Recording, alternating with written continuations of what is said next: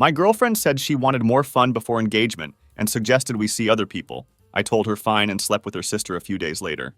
Now she's on her knees at my doorstep, begging for forgiveness. Hey Reddit, I'm not usually the type to post personal stuff like this online, but honestly, I need to get this out somewhere before I lose my mind thinking about it. A buddy of mine suggested I write it all down, so here we are.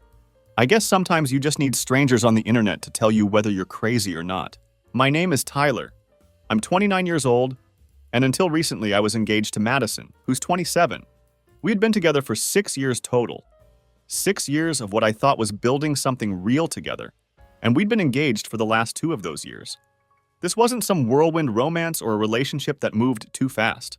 We went through everything together, starting from our early careers when we were both broke and trying to figure out how to adult properly. I'm talking about the real stuff that bonds people.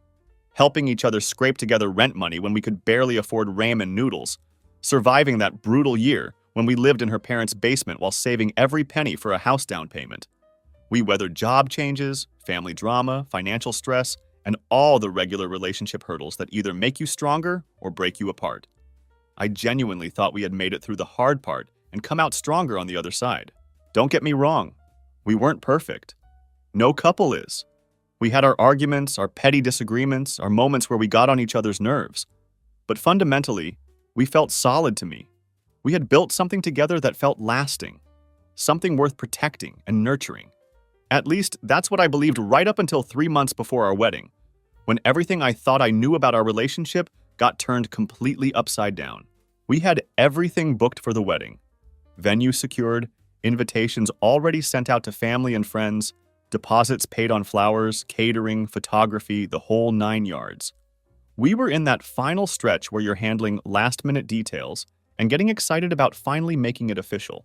That's when Madison came home from work one evening with a tone in her voice that immediately put me on edge. Her voice was all serious and heavy, like someone was about to deliver devastating news about a family member dying or a medical emergency. I remember thinking maybe there was some crisis with her mom, who had a tendency to create unnecessary drama around major events, or perhaps she wanted to postpone the wedding because of some family issue that had come up. I was mentally preparing myself for whatever family crisis we'd need to navigate together. Instead, she sat me down on our couch, looked me directly in the eyes and said, "I've been doing a lot of thinking lately, and I feel like I haven't really lived enough." I just blinked at her, completely confused about where this was heading. I didn't even understand what she meant at first, so I asked her to clarify. That's when she dropped the bomb. "I want to try an open relationship, just for a while before we're married, just to be sure about us." I didn't even have a response at first. I literally stared at her like she had just asked me if we could add a pet octopus to our wedding registry. Here we were, after 6 years together and 2 years of being engaged, and now she suddenly wanted to see what else was out there? It was like the second we got within striking distance of permanent commitment, her brain decided to hit the panic button and suggest we start dating other people just to make sure this was the right move. I told her no. I didn't yell. I wasn't dramatic about it. Just a straight-up, clear no. I explained that I wasn't interested in playing relationship Jenga with someone I was planning to spend my life with. The whole idea felt completely backwards to me. If you're not sure about the person you're about to marry, maybe the solution isn't to go test drive other people 3 months before the wedding. That's when she started crying. Through her tears, she told me I was being controlling and that I didn't understand her need to experience life. Apparently, she felt like she needed to test drive some random guys to feel confident about our relationship. She tried to soften the blow by insisting she'd still be emotionally committed to me, and that this would just be physical exploration. According to her, it would actually be healthy for us. "A little freedom makes the foundation stronger," she said, like she had read it straight off some inspirational Pinterest quote board. Honestly, I felt more insulted than anything else. Here I had been loyal and consistent for 6 years, there for every victory and every crisis, supporting her through career changes and family drama.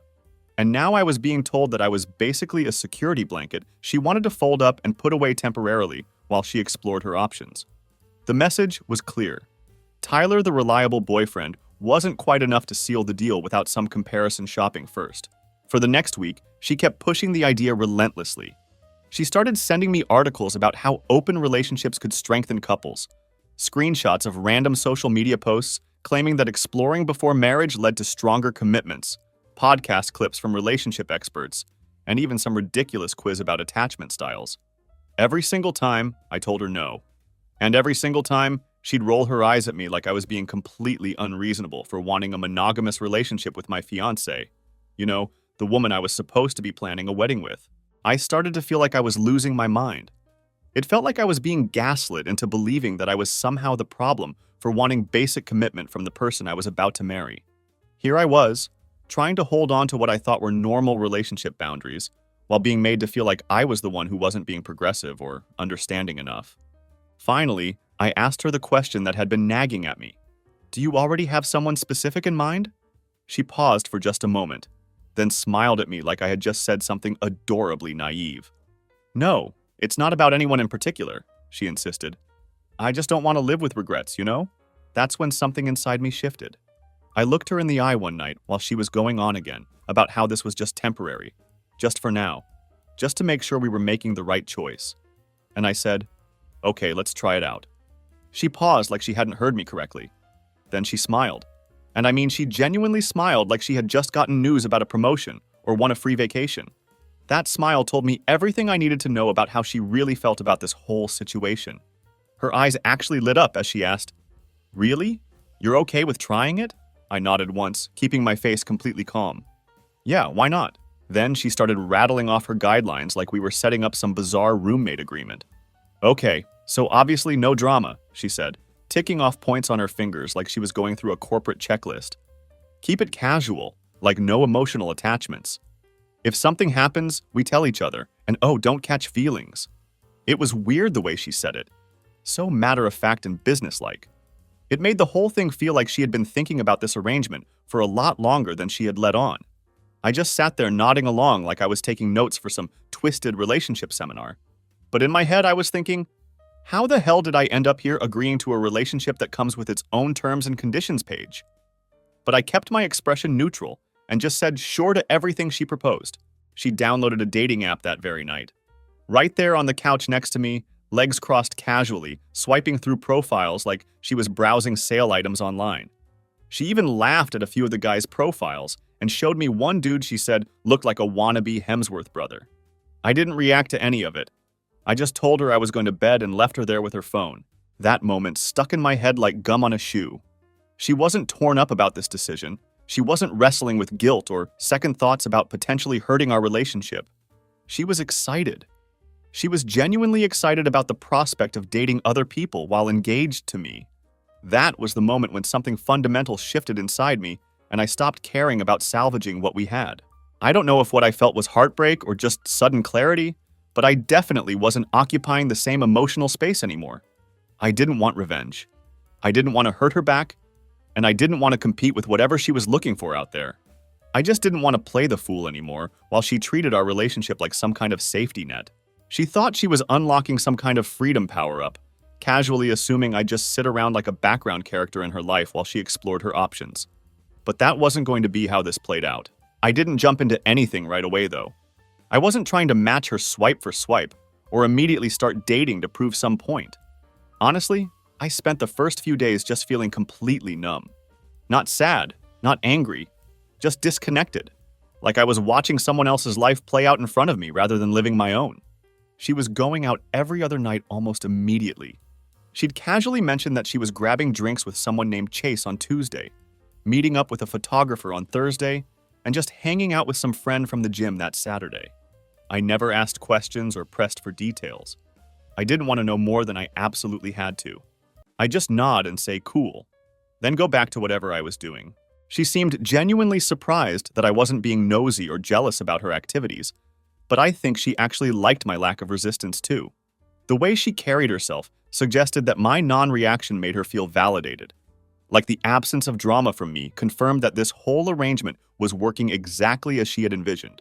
Around day 5 or 6, I started thinking about who I'd even want to hang out with if I was actually going to participate in this open relationship experiment.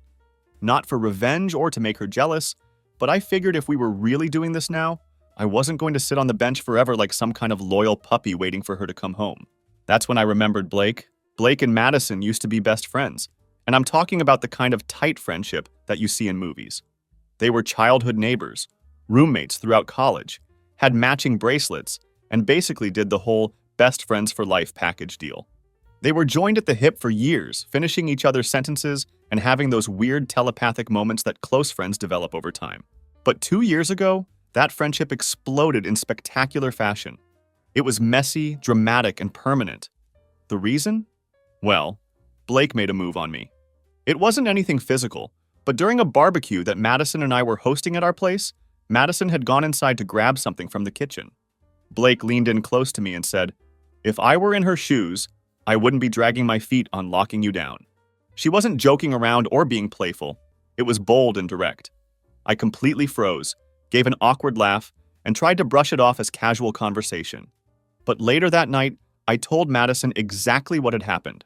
I figured honesty was the best policy, and I didn't want there to be any secrets between us. Madison was absolutely livid. Not at me, thankfully, but at Blake. She felt completely betrayed by someone she had trusted with everything for years. Madison blocked Blake on every social media platform, posted one of those cryptic, "Sometimes friends aren't who you think they are" statuses on Instagram, and basically treated Blake's comment like she had committed some kind of felony against our relationship. After that incident, Blake was completely cut out of Madison's life. No discussion, no chance for explanation or apology, just stone-cold elimination.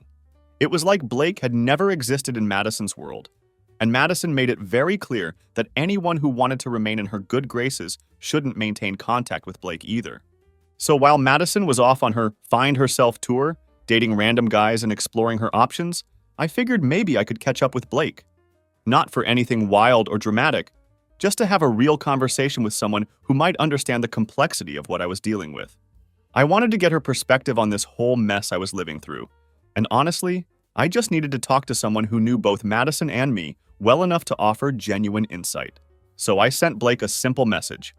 "Hey, long time." This might sound completely insane, but Madison pushed for an open relationship, and I ended up agreeing to it.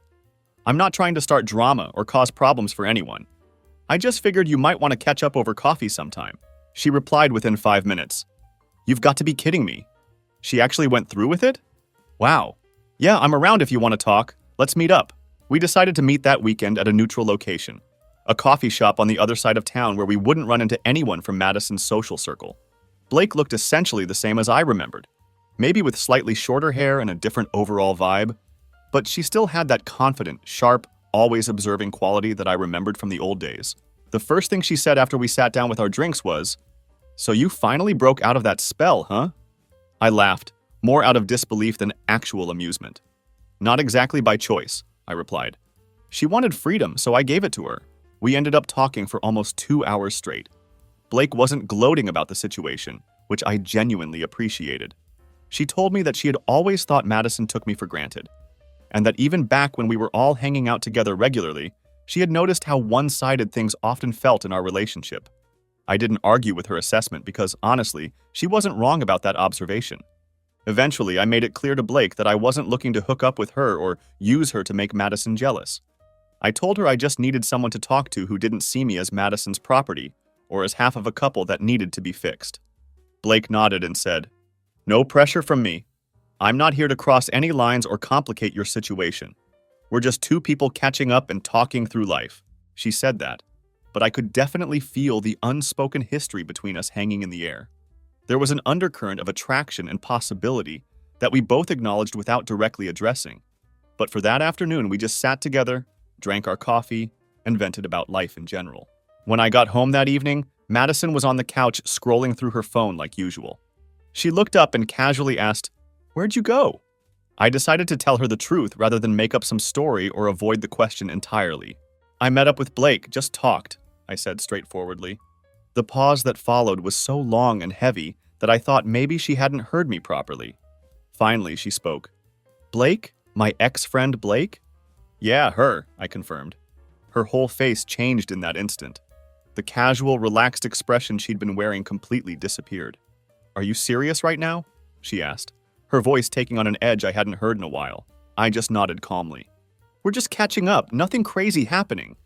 I figured if we're doing this open relationship thing, I might as well talk to someone who actually knows both of us and understands the history." She didn't say anything immediately. She just stared at me like I had committed some kind of war crime against humanity. Then she finally spoke. "You're disgusting. I can't believe you actually did that." I wanted to point out the obvious hypocrisy. How it was apparently perfectly acceptable for her to go on 5 different dates with complete strangers she'd met on dating apps. But me having a simple coffee conversation with someone she used to be friends with years ago was suddenly some kind of massive betrayal of biblical proportions. But I didn't feel like getting into a screaming match about double standards. Instead, I just said, "You wanted this arrangement, so don't get mad now that it's not just about you." She stormed off to the bedroom, slammed the door hard enough to rattle the frame, and didn't come out for the rest of the night. I didn't follow her or try to continue the conversation. I just sat there thinking about how absolutely ridiculous the whole situation had become. Here was the same woman who had told me she needed space to experience more of life, who had been enthusiastically swiping through dating apps and going out with random guys multiple times a week. And now she was calling me the villain because I grabbed a coffee with someone from her past. The worst part was that she genuinely believed she had the moral high ground in this situation. Like I had violated some sacred contract while she was doing backflips through dating apps every night. That's when it really hit me what this whole thing was actually about. This wasn't about fairness, personal growth, or even experiencing life before marriage. This was purely about control. She wanted to hold all the power in our relationship, to make all the rules and set all the boundaries. She wanted to explore her options while I stayed safely locked away in the box labeled fiancé, waiting patiently for her to finish her adventures and come back to me. She didn't actually want an open relationship at all. What she wanted was a one-sided arrangement where she could do whatever she pleased without any consequences, while I remained her loyal backup plan, who would never think to exercise the same freedoms she was claiming for herself. Well, it was too late for that now. I had started playing by the rules she created, and she was discovering that she didn't like how the game worked when both players got to participate. Then I got a call from Blake.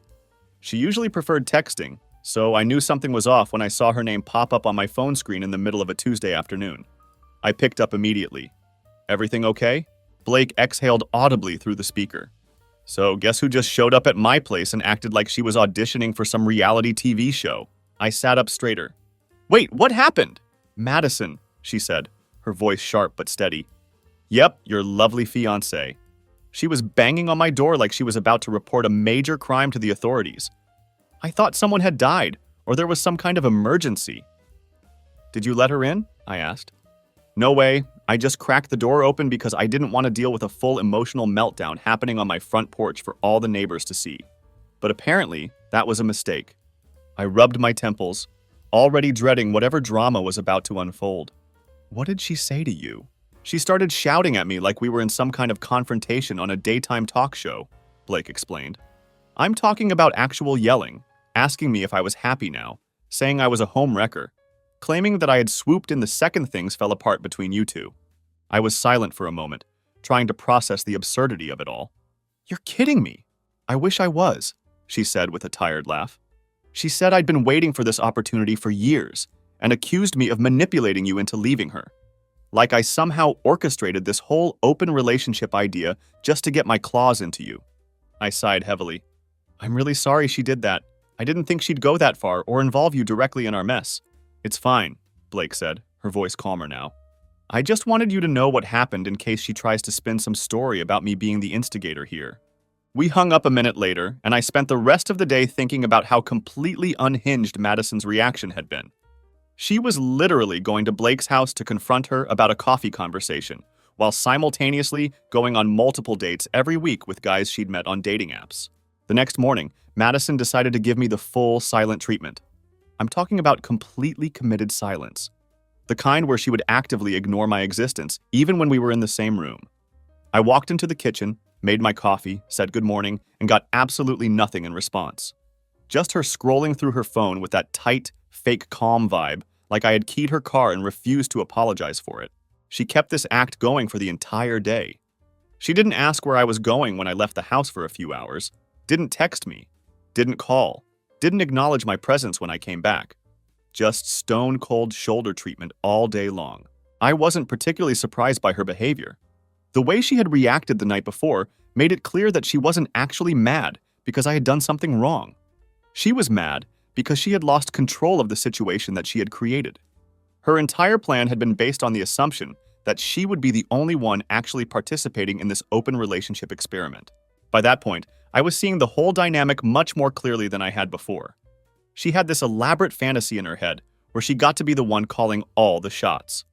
In her version of events, she would get to go on her little dates and feel free and adventurous, while I was supposed to be the supportive, understanding fiancé at home, patiently waiting and maybe even cheering her on from the sidelines.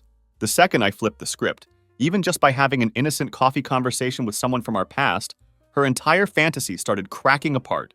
She couldn't handle the reality that an open relationship meant both people got to participate, not just her. About 3 days later, she finally broke her silence, but now she was trying to be passive-aggressive about the whole situation instead of just explosive. "So," she said, while unnecessarily cleaning up dishes she hadn't even used, "you and Blake are what, best friends now?" I kept my tone completely neutral. "We just talked, that's literally it," she scoffed audibly. "You know she only agreed to meet up with you because she's always had a thing for you, right? She's probably thrilled that she finally gets her chance." I shrugged. "Maybe she does, but that doesn't change the fact that we kept everything respectful and appropriate." Then she hit me with what was clearly intended as a targeted blow. "Well, I went on a date last night with someone who actually has his life together and knows what he wants." And there it was. That comment wasn't about informing me of her activities. It was a deliberate jab designed to make me jealous or hurt. She wanted to poke the bear and see if I would finally react with the drama and emotion she was expecting. I just said cool and kept eating my breakfast without missing a beat. I think my complete lack of reaction might have made her even more frustrated than if I had flipped the table and started yelling. After that incident, things got weird really fast. Madison started oversharing about her dates in a way that felt deliberate and calculated. It was like she wanted to prove something or get some kind of reaction out of me. She'd casually drop comments like Oliver from the gym says I have amazing energy, or the guy I met Saturday night told me I don't look a day over 25. These weren't natural updates about her life. They were constant little jabs thrown out there like I should be jealous or threatened by these random compliments from strangers. I never asked for these updates, and honestly, I didn't want to hear them. But she just kept throwing them out there anyway, like I was supposed to be keeping score or getting increasingly upset with each new detail she shared. Meanwhile, I had started talking to Blake more regularly. Again, nothing inappropriate or crossing any lines. Just texting here and there, venting about life, sharing jokes and observations. Blake kept everything light and respectful.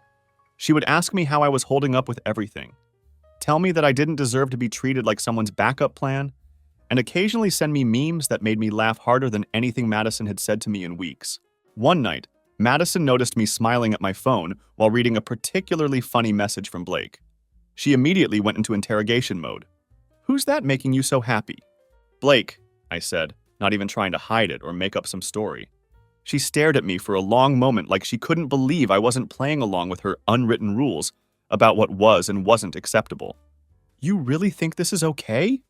she asked, her voice dripping with accusation. "You're dating strangers from dating apps every week and I can't text someone I've known for years?" I replied. "How does that make any sense?" "She's different," Madison snapped back.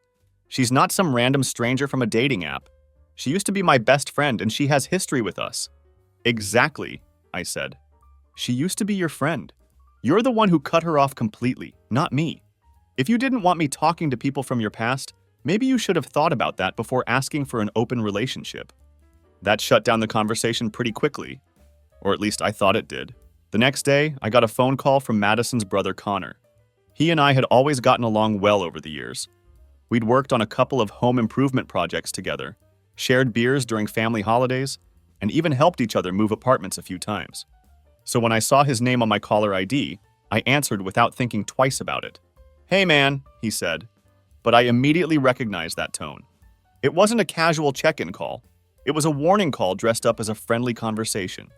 "She's pretty upset about everything," he continued. "Like, really upset." "I figured as much," I replied, already knowing where this conversation was headed.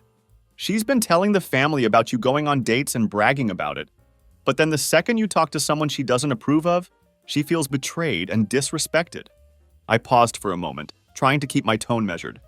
"So let me get this straight, Connor.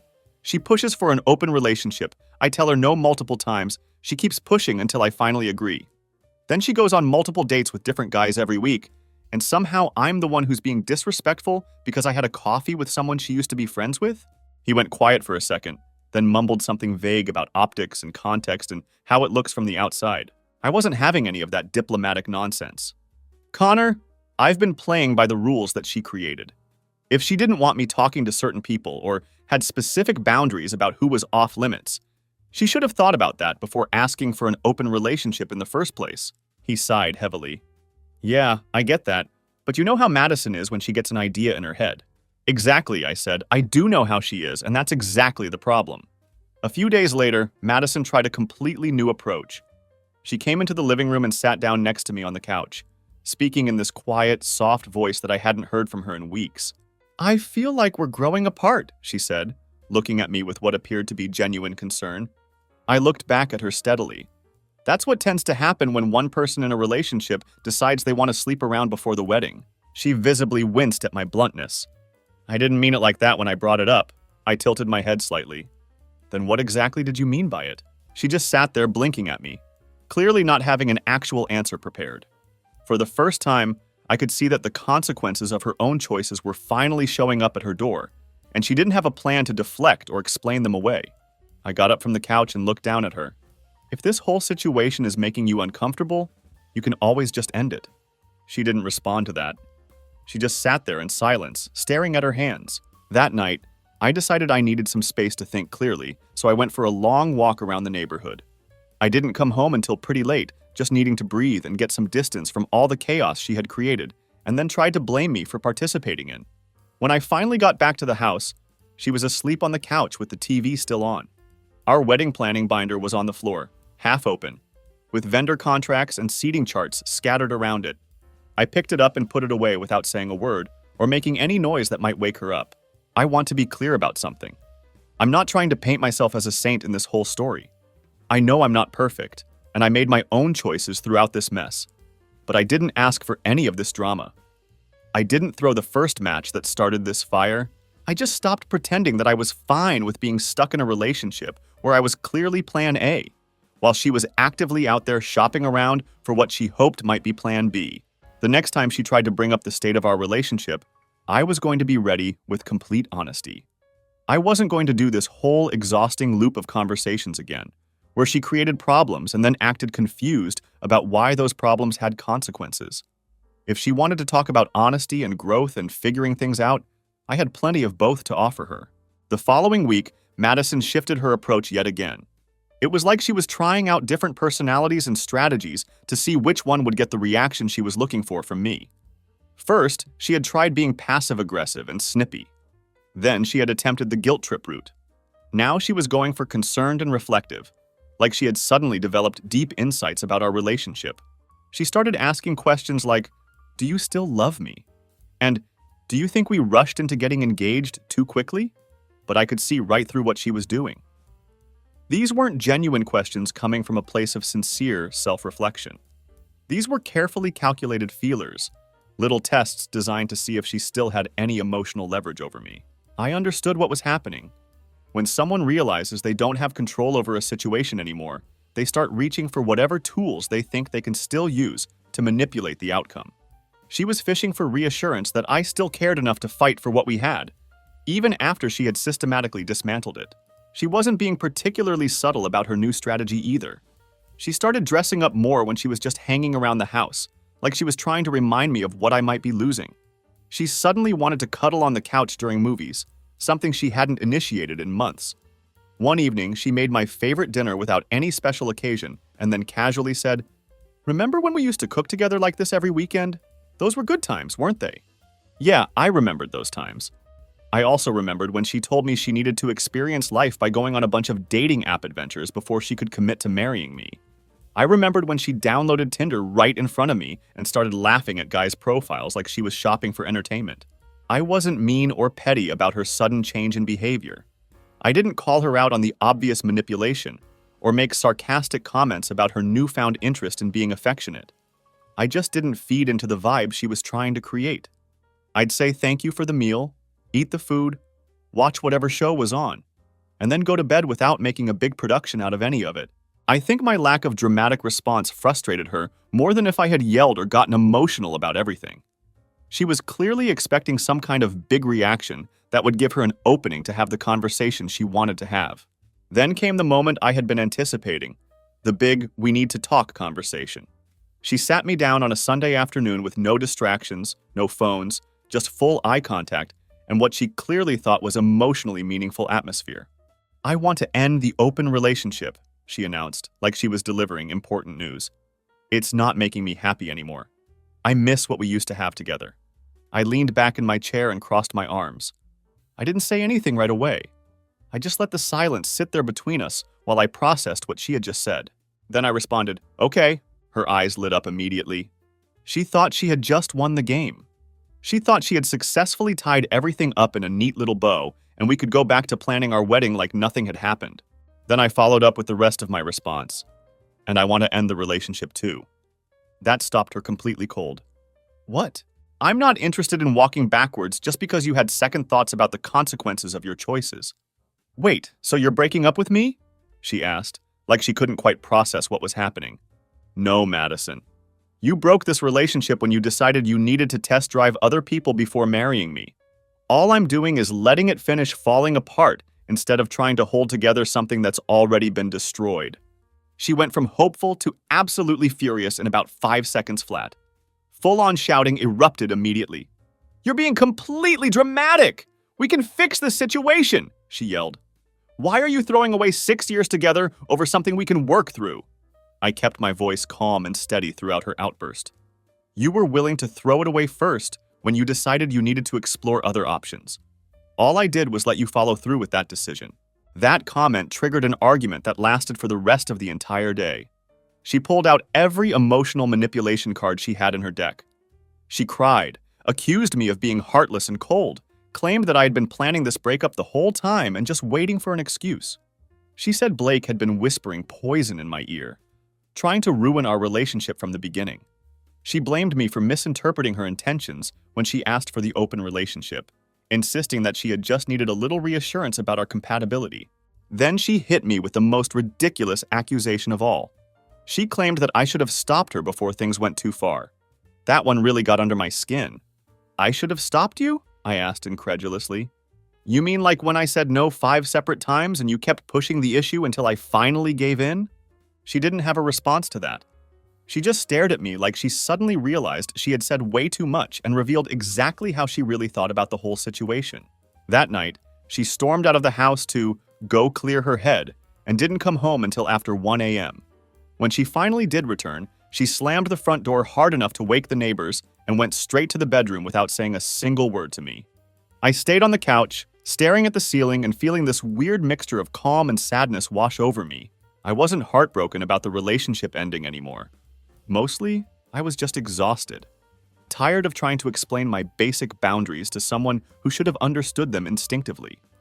Tired of defending perfectly reasonable expectations. Tired of watching someone systematically tear down everything we had built together over 6 years, and then try to tape it back together with guilt trips and manipulation when her experiment didn't go the way she had imagined it would. That night, her mom called me. She didn't even bother with a greeting or pleasantries. She just launched straight into her attack. "I'm very disappointed in you," she snapped through the phone. "You've given up on Madison, on the wedding, on this entire family after everything we've done for you over the years." That comment actually made me laugh out loud. "You mean like staying quiet and supportive while your daughter asked for an open relationship 3 months before our wedding? Like that was a totally normal and reasonable thing to spring on someone?" She didn't appreciate my response at all. She was just going through a phase. Young people sometimes need to work through their doubts. "Yeah, well, now I'm going through a phase too," I replied. "It's called setting healthy boundaries and refusing to be treated like a backup plan." She went on this long rant about how young people give up too easily these days, and how real marriages require hard work and compromise. I cut her off mid-sentence and said, "Cool. When you're ready to have a respectful conversation about this situation, feel free to call back." Then I hung up on her. About 10 minutes later, Madison's dad sent me a 3-paragraph text message rant about how men don't know how to commit anymore, and how Blake had always been bad news for our relationship. I just sent back, "Thanks for the feedback, Marcus," and muted his number so I wouldn't have to deal with any more family drama. Things were quiet between Madison and me for a few days after that blow-up. She didn't try to patch things up again or restart the conversation about our relationship. She went back to alternating between silent treatment mode and passive-aggressive comment mode, then back to silence again. But honestly, I was already completely gone mentally. The second she made the choice to prioritize exploring other options over our relationship, she ended whatever future we might have had together. I think she was finally starting to understand that reality. A few days later, my mom called me. I hadn't been planning to tell anyone in my family about what had been happening. I was going to wait until everything was completely finalized before making any announcements. But my mom mentioned that she had noticed Madison had been posting all these life is perfect pictures on social media lately, and she asked why I hadn't mentioned Madison in any of our recent conversations. "Is everything okay between you two?" she asked with genuine concern. I took a deep breath and decided to tell her everything. The demand for an open relationship, the emotional manipulation, the way Madison had stared at me blankly when I first told her no like I was being completely unreasonable. My mom went quiet for a long moment after I finished explaining the whole situation. Then she said, "You did the right thing, sweetheart. Don't let anyone make you feel crazy for having basic boundaries in a relationship. She's the one who destroyed what you had together, not you." I didn't realize how much I needed to hear those words until she actually said them. She didn't ask for all the gritty details or press me for more information. She just backed me up completely without any hesitation. That's the thing I've always loved about my mom. She's old school when it comes to relationships. When you commit to someone, you commit fully. And if someone wants to play games and test the waters, they shouldn't be shocked when the other person decides to walk away. A few days went by with barely a word exchanged between Madison and me. She kept walking around the house like she was a tenant waiting on an eviction notice, but still trying to pretend that everything was completely normal. She'd go through her little daily routines, hum to herself while making coffee, make casual comments about the weather, like we were awkward coworkers sharing a break room instead of two people who had just ended a 6-year relationship. I didn't say much during this period. I just focused on my own routine, went to work, hit the gym, handled my responsibilities. The silence between us said more than either of us wanted to admit, and it was becoming increasingly clear that we were both just going through the motions while avoiding the inevitable practical conversation about what came next. It was late Thursday evening when I finally said what needed to be said. She was sitting on the couch scrolling through her phone again, half watching some baking competition show like nothing significant had happened between us. I came into the living room, grabbed a bottle of water from the kitchen, and just stood there for a moment. I wasn't pacing or agitated or angry. I was just completely done with the awkward limbo we'd been living in. "I think you should start packing your things," I said clearly. She froze completely. At first, she didn't even look up from her phone screen. She just stared at it like she was trying to pretend she hadn't heard what I just said. "What?" she finally said, her voice quiet and confused, like I was being completely unreasonable. "I think it's time for you to pack up your stuff and move out," I repeated calmly.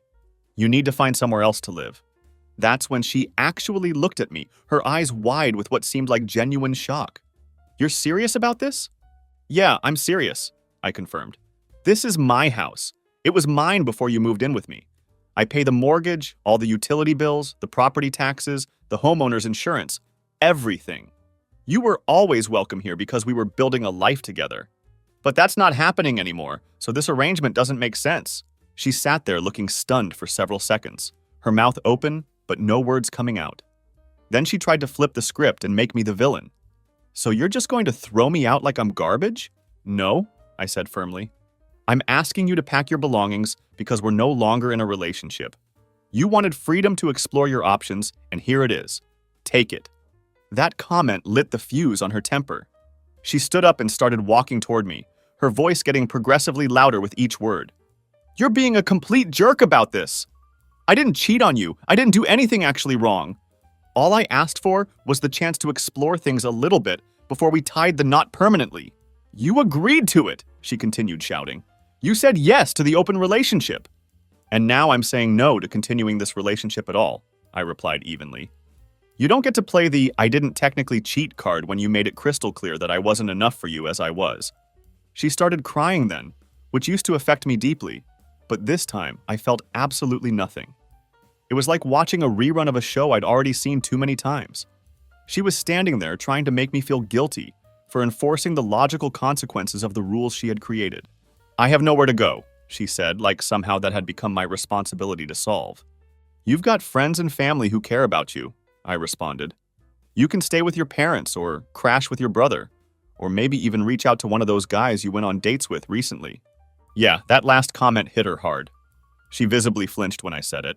I didn't sleep with any of them, she shouted defensively. I nodded calmly. Cool. That doesn't change anything about our situation. She sat back down heavily and buried her face in her hands, crying into her palms like we were in the middle of some dramatic television show. And I just stood there letting it happen, not offering tissues or comfort or reassurance. That version of me, the one who would drop everything to make her feel better, didn't live in this house anymore. Later that night, I went out to the garage and started gathering some empty boxes I had stored there from our last move. I left them by the bedroom door without saying a word about them. She didn't touch the boxes that first night. She just kept going through her normal evening routine like nothing had happened. Like if she ignored the situation long enough, it would somehow disappear and everything would go back to the way it was before. The next morning, I printed out a short list of all the official mail I could think of that she'd need to change her address for. Amazon deliveries, bank statements, credit card bills, that kind of thing. I stuck it to the refrigerator with a magnet and went to work without making a big announcement about it. No threats, no ultimatums, no yelling, just practical facts about what needed to happen next. I got a text message from her around noon that day. You're really making me leave? I texted back. I'm not making you do anything. I'm telling you that this isn't your home anymore. She didn't reply to that message. That weekend, her mom showed up at the house uninvited. I was out in the driveway checking my tire pressure when I saw that familiar SUV pull into my driveway. The driver's door swung open, and there she was, marching toward me in full confrontation mode like she was preparing for battle. I need to speak with you, she barked before she had even fully gotten out of her vehicle. I crossed my arms and stayed where I was. If it's about Madison, she already knows exactly what I told her. She's absolutely devastated, her mom said, like this was somehow news to me. You completely blindsided her with this whole thing. I actually laughed out loud. I couldn't help it. You mean after she blindsided me by asking for an open relationship 2 months before our wedding? She was just scared, her mom replied, softening her tone like maybe a gentler approach would work better. It's completely normal for people to question big commitments before they make them permanent. Sure, I replied. And it's also completely normal for the person on the receiving end of that questioning to decide they're not interested in being someone's backup plan. She loves you, she said, her voice taking on a pleading quality like I should find that argument compelling. Well, I'm not confused about my feelings anymore, I responded. She kept trying to argue with me, but I walked right past her and went inside the house. That conversation was over as far as I was concerned. The next day, Madison finally started packing her belongings. She did it quietly, without any more dramatic speeches or crying fits. She just methodically folded clothes and put them in the boxes I had provided. Every once in a while, I'd catch her staring at the walls or looking around the rooms like she couldn't quite believe this was actually happening to her. Near the end of the day, she approached me while I was sitting at the dining room table. I didn't think you'd actually go through with this, she said, her voice barely above a whisper. I looked up from what I was doing. I didn't think you'd actually want to try dating other people before our wedding. But here we are. She stood there for a moment like she wanted to say something else, some final argument or plea that might change my mind. But there really wasn't anything left to say between us. She just nodded slowly and walked back toward the bedroom to continue packing. That night was her last night in the house. She slept on the couch while I stayed in the bedroom. I didn't say goodbye when I heard the front door close the next morning while I was getting ready for work. I didn't feel like I needed to. Everything that needed to be said between us had already been said. Later that week, I met up with Blake for a walk around the neighborhood. We walked for quite a while without saying much to each other. That's something I had always appreciated about Blake. She doesn't feel the need to fill every moment of silence just because it exists. After we'd been walking for about 15 minutes, she said, "You look less dead inside than the last time I saw you," and gave me a small, knowing smirk. I laughed because it was true. I did feel lighter and more like myself than I had in months. After a few more quiet minutes, she asked, "So it's officially over?" "Yeah," I said, keeping my eyes on the path ahead of us. "She moved out last Sunday, took most of her stuff, and left." Blake nodded thoughtfully. "How was that whole process?" I thought about it for a second. Quiet, mostly. We barely spoke to each other. She did most of her packing when I wasn't home, I think because she knew that nothing she could say would have changed my mind about the decision. She looked over at me as we continued walking. "Did she try to change your mind?" "Sort of," I replied. She cried, told me she didn't think I'd actually follow through with ending things. Said she missed me and thought this whole experience would somehow make our relationship stronger in the end. Blake didn't say anything immediately, just kept walking beside me and sipping her coffee. I told her it was too late for that, I added. Told her I wasn't angry with her, just completely done. She nodded slowly with understanding. That probably landed harder than if you had been yelling and making a big scene about everything. I smiled slightly. Yeah, I think so. She was expecting drama or some big emotional confrontation where she could argue her way back into my good graces. But it ended with a quiet goodbye that she didn't even hear. We kept walking in comfortable silence for a while. Blake kicked a small rock off the path with her shoe, and then she asked, "So what now? What's the plan moving forward?" I honestly don't know, I admitted. For once in my life, I'm not thinking that far ahead or trying to plan out every detail. I'm just trying to remember what normal feels like when you're not constantly walking on eggshells or bracing yourself for the next emotional crisis. It's been about 2 months since Madison left the house. 2 months of complete silence between us, with no contact whatsoever. And weirdly, that silence hasn't felt heavy or oppressive at all. It's actually been incredibly peaceful in a way I didn't expect. All the drama died down, the house became calm again, and I had room to think clearly and just breathe without constantly being on edge. It's crazy how much emotional and mental space a person can take up in your life when the energy between you is completely off. Even just their physical presence. Every little interaction, every small moment throughout the day can feel like you're constantly bracing for conflict or preparing to defend yourself. Once Madison was gone, I realized just how tense I had been living every single day for months. I wasn't exactly walking on eggshells, but I was definitely in a constant state of reacting to whatever mood or crisis or manipulation she was throwing at me. Without that constant pressure, my life slowed down in a really good way. I could think clearly again, make decisions based on what I actually wanted instead of what would avoid the next argument. Then last Sunday, I pulled into my driveway after running some errands and saw a familiar car parked there. Madison was sitting on my front steps like some kind of lost character from a romantic comedy, wearing a hoodie with the hood up, eyes red from crying, with a backpack sitting next to her like she was expecting some kind of sleepover invitation.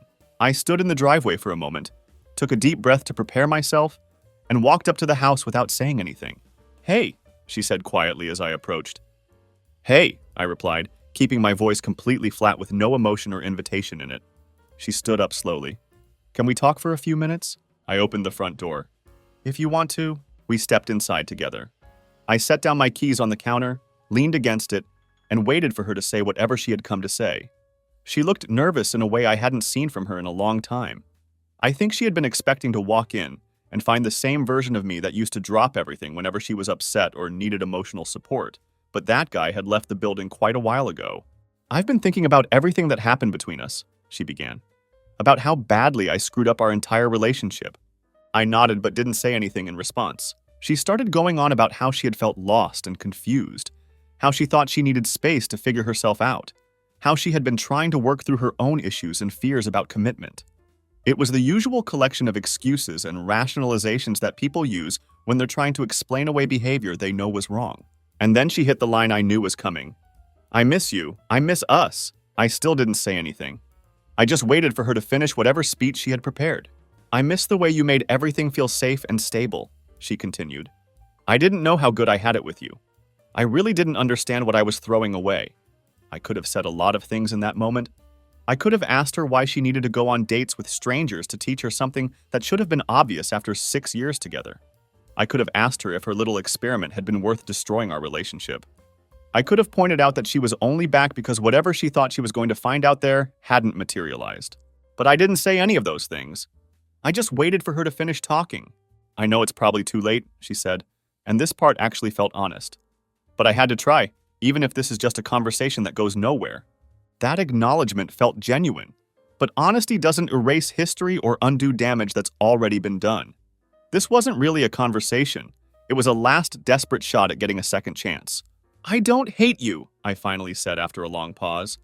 "But I don't trust you anymore, and I don't feel the same way about you that I used to." She nodded slowly, already starting to tear up. "So that's it? There's no chance we could work through this?" "That's it," I confirmed. She looked around the house like maybe some piece of it would still recognize her or call out to her. But this place wasn't hers anymore. It never really had been hers. She had just been a guest who had overstayed her welcome. She walked to the door quietly, then turned around one more time. "I hope you find someone who actually sees your worth," she said. "Funny thing is," I replied, "I already had someone who did. I just didn't realize it at the time." She left after that. I locked the door behind her. This time it felt truly final. Now, before anyone asks the obvious question, yeah, Blake and I have been talking more. Actually, we've been doing more than just talking at this point. But no, it didn't start as some kind of big rebound thing or revenge plot against Madison. After everything that happened with Madison, I honestly didn't even want to look at another serious relationship for a long time. Blake respected that completely. She didn't push for anything, didn't try to be there for me in that awkward, hovering way that people sometimes do when they're secretly hoping you'll fall into their lap during a vulnerable moment. She just checked in on me occasionally, sent funny memes and random observations, and kept everything light and pressure-free. Eventually, we started hanging out again on a regular basis. We'd grab dinner, go for walks around town, or just exist in the same space together without any pressure or expectations about where things were heading. It felt natural and easy in a way that I had almost forgotten was possible. She asked me once, "Are you sure I'm not just the anti-Madison for you? Like, are you choosing me because I'm the opposite of what you just went through?" I told her honestly, "No, you're not the anti-Madison. You're not a reaction to something else. You're a reset button. Not a response to what I don't want, but a reminder of how things should actually feel when they're right. Right now, things between Blake and me are beautifully simple. She knows exactly what I've been through because she witnessed a lot of it firsthand. I know what she's been through with her own relationship history and the drama with Madison. There's no pretending between us, no games or manipulation, no walking on eggshells or trying to be someone we're not. We're just two people who got thrown out of someone else's life plans and decided to make our own instead. We're not rushing into anything or putting pressure on ourselves to define what this is. We're not having those "where is this relationship going" conversations that make everything feel forced and artificial. We're just seeing where things take us naturally, without trying to control or engineer the outcome. And the difference between this and what I had with Madison is night and day. It feels easy for once. It's not about fighting to hold something together that's constantly threatening to fall apart.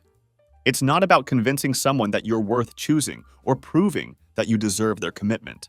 It's about two people choosing to show up for each other because it feels good and right, not because they're afraid of being alone or settling for less than they deserve. So yeah, Madison came back to try to fix what she had broken. She showed up at my door with apologies and regrets and promises that things could be different. But the version of me that she expected to find, the one who would have been grateful for her return and willing to pretend that nothing had happened, didn't live in that house anymore. That guy had grown up the hard way. He had learned some valuable lessons about self-respect and boundaries and what he would and wouldn't accept in a relationship. He had discovered that sometimes the best thing you can do for yourself is walk away from someone who doesn't know your worth, even if you love them. And now he's genuinely good. Really, truly good. He's with someone who sees him clearly, appreciates him consistently, and doesn't need to explore other options to be sure about what she has. He's in a relationship that feels like a partnership instead of a constant audition for someone's attention and commitment. Madison had her chance to explore and discover and figure out what she really wanted. She found out the hard way that the grass isn't always greener on the other side, and that some mistakes can't be undone with tears and apologies. But that's her lesson to learn, not mine to fix. I'm exactly where I'm supposed to be, with someone who never made me question my worth in the first place. And that honestly feels like the best possible ending to this whole crazy story. TLDR. Fiancé wanted an open relationship 3 months before our wedding. I reluctantly agreed. She immediately started dating while I reconnected with her former best friend Blake. When fiancé realized I was also participating in the open relationship, she lost her mind and tried to control the situation. I ended both the open relationship and our entire relationship. 2 months later, she came back wanting to reconcile, but I had already moved on with Blake. Sometimes the person you're meant to be with was there all along.